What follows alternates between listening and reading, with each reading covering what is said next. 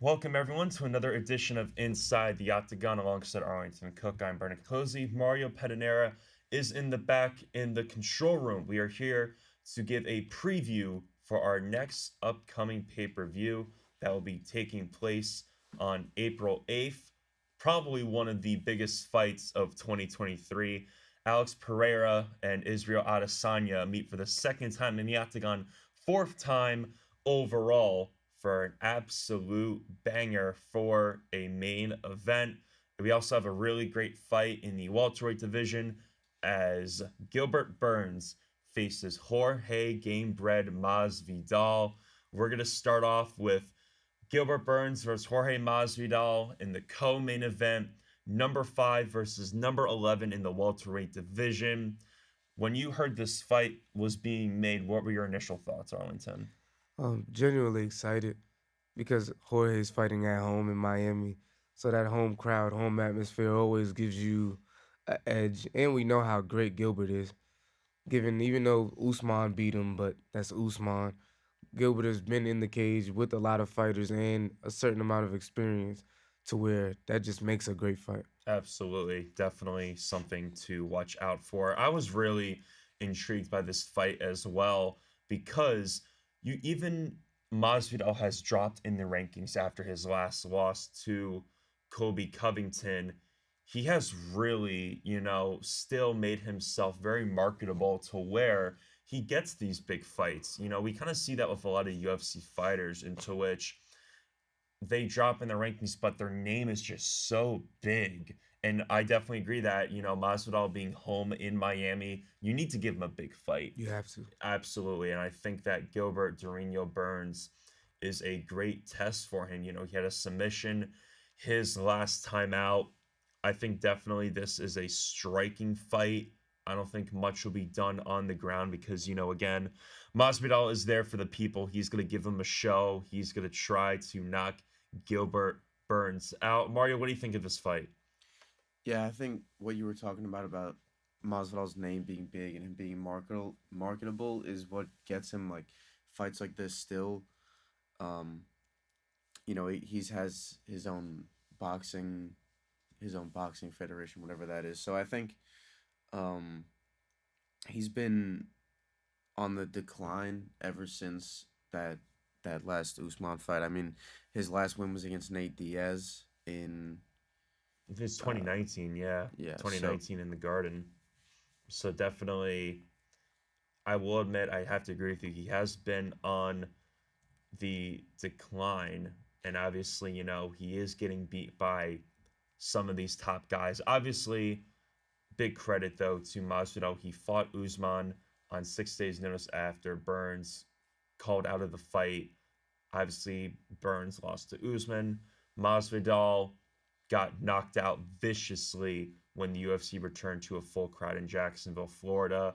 And then obviously Bad. he was just dominated by Kobe Covington. and it's So like for Burns is in a weird spot now, like him having a fight like this, he's kind of in kind of a weird spot. Like his time may have passed for another title shot because you have so many people in that division now. mhm. Like, uh, Well, he Ham, lost. He lost to Chimaev yeah, the fight before he submitted Neil Magny. So, and obviously, Chimaev is out of the welterweight division. But I definitely think that this puts. I think Burns is more in a difficult position because when you look at Masvidal, if he were to win this fight, he still is a couple fights away from a title shot, even though he has that big of a name. But obviously, a Burns win would propel him to maybe a number one contenders fight up next in the welterweight division. But if Burns were to win this fight, where could you see his next fight happening? If Burns was to win this fight, I could see him fighting the winner of a Leon Kobe fight if that happened. I'm gonna be real. Gilbert has earned that right, and I do believe that Dana and them understand his talent and put him atop of the crowd when it comes to fighters in that division that deserve a Mhm. shot. Absolutely. Gilbert Jr. Burns in a very interesting position. Let's move on to the main event for UFC 287.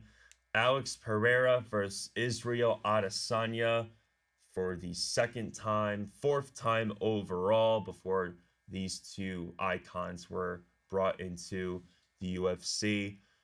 This is a big fight for Israel Adesanya. He said earlier that this was kind of his last chance in the middleweight division. You kind of think that's surprising, but if you're Dana White in the UFC and if Israel Adesanya were to lose this fight, where do you kind of go from here? Especially Adesanya has had talks about going to the light heavyweight division. Pereira obviously has that 205 weight. What were your initial thoughts from Adesanya taking this fight, especially knowing that he got knocked out in Madison Square Garden? Well, as as we saw with Usman, champions getting automatic rematch don't usually win. So we'll have to see how that goes. But Israel has to beat him. I mean, it's not really this is legacy defying. If if this guy who beat you in kickboxing numerous times came and took your belt by knocking you out and then beat you again, that's completely legacy altering. You can't lose Yeah, this fight. absolutely. What do you think, Mario? Yeah, I completely agree. Like this is the biggest fight of his career. Um, and it's like make or break for him now. I think that the last the last fight was going his way, and I think that he'll take the stuff from that into this fight. I think he's gonna be um obviously it'll mostly be on the feet because that's what obviously these two are the best at. I think he'll try to use the ground game more and he'll try to control him more because he was able to do that in I think it was the third round in the Yeah, he just got caught in the fifth. That's pretty much yeah, so the deciding I factor. think he'll try to keep it on the ground. I think he's gonna end up probably winning a decision in this fight. Okay, definitely. And going to your point, Adesanya is the betting favorite in this fight, a minus 135, and Pereira is a plus 115 underdog. What do you think of Adesanya in terms of the betting wise? He has their vote. Because Adesanya is still Adesanya. I mean, even he'll say it. He was like, everybody knows who I am. Like, we'll have short term memory loss, especially when a fighter loses. But Adesanya has ran through that whole division and ran through some of the best fighters on the planet, like Robert Whitaker, numerous times. Hmm. So Adesanya is Adesanya, and everybody's well aware of the skill set that he has. So, what do you think is his key to victory against Pereira? Obviously, he was winning that first fight easily. He just kind of got caught up against the cage. Do you think Adesanya needs to do more striking? Will he try to take him down, even though Pereira fights at like 205 the time the fight happens the day after? What do you think the strategy is going into this fight? Not to say that Adesanya doesn't have to change or be better in anything, but he almost caught Alex Pereira in the first fight in the Hmm. UFC. Alex got saved by the bell.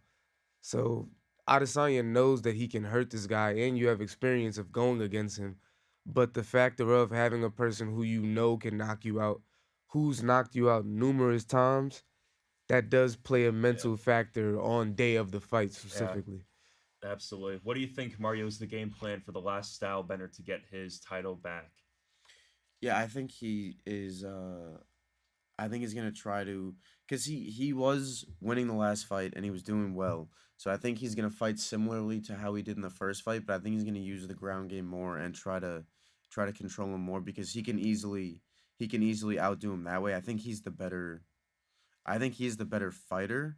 So I think um with enough chances like this, like he's gotten eventually he's gonna come out on top and I think he's gonna win. Absolutely. So let's get to some predictions here for UFC 287. We're going to start off with Gilbert Burns versus Jorge Masvidal. If I had to make a prediction, I think it's Gilbert Drino Burns. I think that Chimaev fight, even though he lost by a very close decision, he really cemented himself as one of the top guys in the welterweight division. His submission over Neil Magny, his last time in Brazil in January, it really solidified himself as one of the best welterweights on the planet. No disrespect to Jorge Masvidal in his hometown. I just think that the pace that Durinho Burns is going to give him is something that Masvidal, I don't think he can keep up with. What do you think, Arlington? No disrespect to Jorge, as you stated, but I just think Gilbert's on another playing field as far as a complete fighter. Gilbert is a guy who had Usman in trouble a little bit early in their fight. Yeah, he did. So He that's got just that. that's just a testament to I think Gilbert, as you said, his gas tank, full arsenal of tools, and he can stand up if he wants to. He hmm has the power in his hands. Absolutely, absolutely. Mario, let's go to you for your prediction of Gilbert Burns, Jorge Masvidal, and then let's get your prediction once again for Pereira versus Adesanya. I think that I think that Gilbert takes this one pretty comfortably. Um, he very easily could have been given that decision against Chimaev, and obviously the submission in his last fight, he still is the real deal. He still is a top fighter in that division. So I think that he controls the pace for this one. And I think he is going to kind of dictate how this fight goes, and it's going to be in his control. And again, for the Israel and Pereira fight, I think that Israel will win that one. I think he's gonna go the distance. I think he's gonna win a decision. What do you think, Arlington, on Pereira Adesanya? I could see either of them winning. I'm gonna be really honest. Pereira has the best chance he possibly can have to beat Israel, but Israel also has the best chance to show everyone that he's one of the greatest fighters that we've Mm-hmm. seen. So I don't know. I guess I have to go to Israel. You think I'll so? have to go with Israel. Okay, definitely. So I'm gonna kind of change my prediction here. I honestly think that Pereira will have the upper hand in this fight. The only reason I say that is because I think that, he was able to come back. He fights at a probably a 15-20 pound difference from Adesanya. Ridiculous. So Pereira maybe will try the submission, maybe try to go for a couple takedowns because he does have Glover Teixeira in his corner for that fight. They are training partners in Danbury, Connecticut. I think that Pereira, it's just he's such a polarizing figure. When you stand right in front of him, he's so much taller than the rest of the competitors in the middleweight division. I just think that Pereira will have the upper hand only because of, the history between the two. One punch and it's lights out for your opponent.